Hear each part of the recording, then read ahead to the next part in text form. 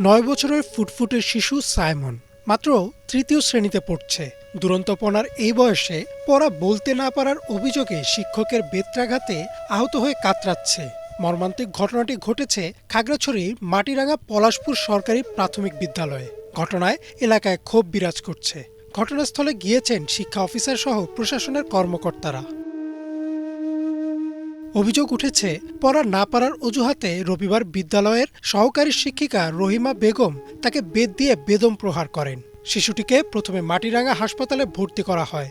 সাইমনের পিঠে ও কোমরে বেত্রাঘাতের জখম রয়েছে। এই ঘটনায় শিশুটির পরিবার ও এলাকাবাসী সুষ্ঠু তদন্ত ও বিচার দাবি করেছেন। আমার বাচ্চা স্কুলে গেলে কথা খুব কম বলে, এর জন্য ওরা মারধর অনেক করছে, করে অসুস্থ করে ফেলছে। এখন আমি এটার বিচার চাই। এই ছেলেটা ক্লাস 3-তে পড়ে। ছেলেটা একটু কথা কম বলে, ক্লাসে পড়া জিজ্ঞেস করছে, পড়া বলে নাই, যার জন্য ছেলেটাকে অমানসিকভাবে মারা হয়েছে। যে মার দিছে এটা ট্রিটমেন্ট করাতে হবে। বাচ্চাটাকে যে অমানবিক নির্যাতন করছে, এটা আমরা সুস্থ বিচার চাই।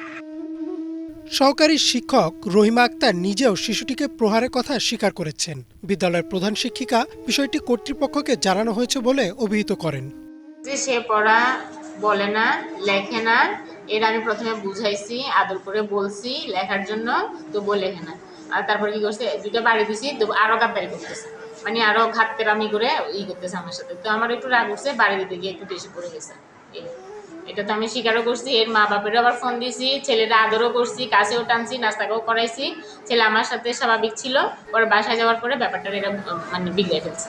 ঘটে যাওয়া অনাকাঙ্ক্ষিত ঘটনাটি নিয়ে আমি গতকাল থেকেই তৎপর আছি। যথাযথ চেষ্টা করেছি যে আমি বিদ্যালয় পর্যায়ে রেখে এটি সুষ্ঠু সমাধানের জন্য, এবং আমার ঊর্ধ্বতন কর্তৃপক্ষকেও জানিয়েছি। তো আমার কর্তৃপক্ষ এসেছেন বিদ্যালয়ে, এসে এটা সুষ্ঠু সমাধানের ব্যবস্থা করবেন বলে একটা প্রাইমারি সিদ্ধান্ত হয়েছে। উপজেলার শিক্ষা অফিসার মোহাম্মদ আশরাফুল আলম সিরাজি ঘটনার সত্যতা নিশ্চিত করে বলেন, এটি শৃঙ্খলা পরিপন্থী। স্কুলে গিয়ে সরজমিনে আমি আমার অ্যাপ্লিকেশন নিয়ে গেলাম, দেখলাম আসলে ঘটনা সত্যি। আমি মরে ডাকাইলাম, সেও তার জবাববন্দি করছে। সে তার কথা বলে না, অনেকক্ষণ তাকে জিজ্ঞেস করলাম, সে পড়াও দেয় না, কথা বলতে পারে না, এক পর্যায়ে তাকে মারছে। এখন সে নিজে করছে, সে একটু বেশি ব্যথাঘাত করছে। দেখলাম আসলে তার পিঠে অনেক দাগ পড়ে গেছে, লাল লাল হয়ে গেছে একদম চতুর্থ। এর মধ্যে ডাক্তার দেখছে গতকাল, স্বাস্থ্য কমিটি নিয়ে গেছে তার গার্ডিয়ান। তারপর বিষয়টা আমি প্রধান শিক্ষকদের অন্তর্ভুক্ত হইল, প্রধান শিক্ষক সেম কথা বললো। শিমুলন্ডি ক্লাস ছিল তখন, সে বলছে ম্যাডাম আগের মাথায় কাজটা করছে, যেটা মানে উচিত হয় না তার, এটা শৃঙ্খলা পরিপন্থী কাজ। আমাদের অধিদপ্তরের নির্দেশনা ছিল বারবারে কোনো ধরনের বাচ্চাদের ব্যবহার করা যাবে না।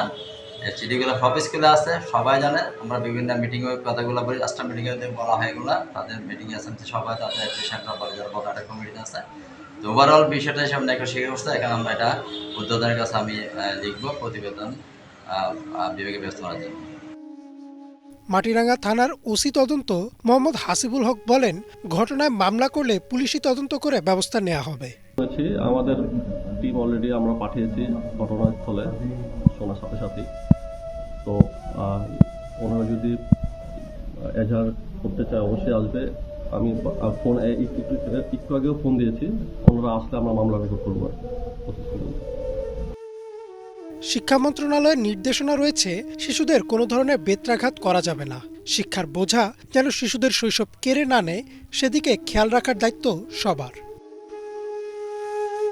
Desk report, Banglavision.